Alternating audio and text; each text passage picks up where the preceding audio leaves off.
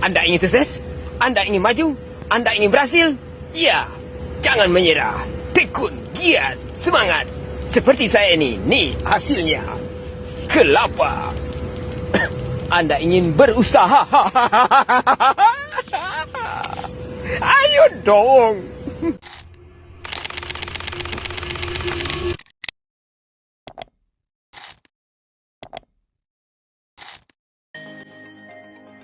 Halo Jasa adalah perusahaan yang menyediakan berbagai layanan jasa on demand, seperti layanan pijat, kebersihan, perawatan rumah atau cleaning, dan juga transportasi.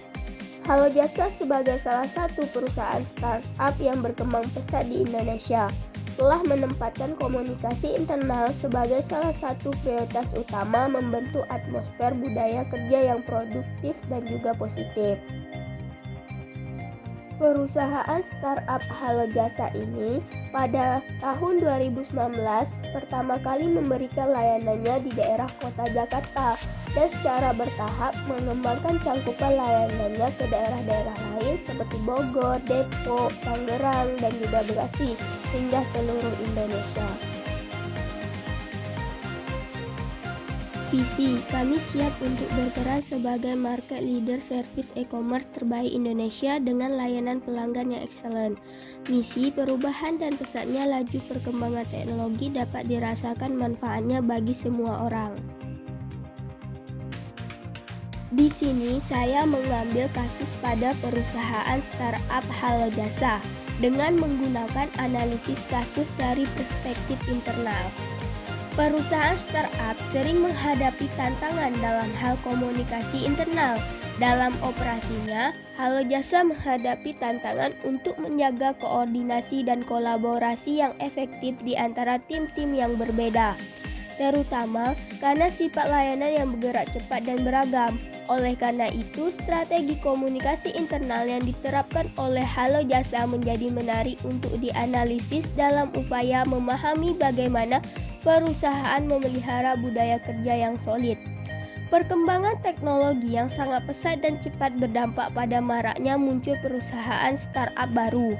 Dalam hal ini menjadi ancaman bagi Halo Jasa dalam menjalankan bisnisnya. Maka perusahaan startup Halo Jasa harus menggunakan strategi komunikasi internal untuk membangun budaya kerja yang penting. Adapun yang perlu diidentifikasi pada masalah komunikasi dalam perusahaan startup Halo Jasa. Pertama, kurangnya komunikasi yang jelas dan struktur, di mana perusahaan Halo Jasa bergerak cepat sehingga hanya fokus pada eksekusi dan tidak ada SOP komunikasi antar tim. 2. Informasi yang tidak konsisten. Adanya perbedaan persepsi antar divisi, misal ada pesan yang tidak tersampai secara baik dan benar. 3. Keterlambatan penyampaian informasi. Keputusan yang harus cepat diterima malah melambat karena pesan tidak sampai ke pihak yang tepat dan pada waktu yang tidak tepat. 4. Penggunaan media komunikasi yang beragam tanpa integrasi. Contohnya itu seperti ada sebagian tim yang menggunakan email, chat grup, project management, tool yang membuat informasi tercecer. Dampak yang diberikan dari masalah komunikasi di lingkungan internal perusahaan startup Halo Jasa yaitu 1. Terhadap kinerja bisnis, di mana pengambilan keputusan terlambat sehingga berakibat pada kehilangan peluang pasar. Yang kedua, efisiensi operasional menurun karena terjadi pada pekerjaan tumpang tindih dan ada yang terlewatkan. 3. Produktivitas akan menurun karena sering adanya revisi, klarifikasi, dan koreksi terhadap kesalahan yang terjadi. Dampak yang kedua terhadap reputasi perusahaan, yaitu 1. Kualitas layanan kepada pelanggan tidak konsisten dan akan adanya kendala. 2. Menurunkan kepercayaan terhadap pelanggan karena terjadi miskomunikasi. 3. Reputasi perusahaan startup Halo Jasa dianggap tidak profesional dan tidak siap dalam menjalankan bisnis. Dampak yang ketiga terhadap hubungan antar tim, yaitu 1. Konflik internal meningkat karena saling menyalahkan akibat kesalahpahaman. 2.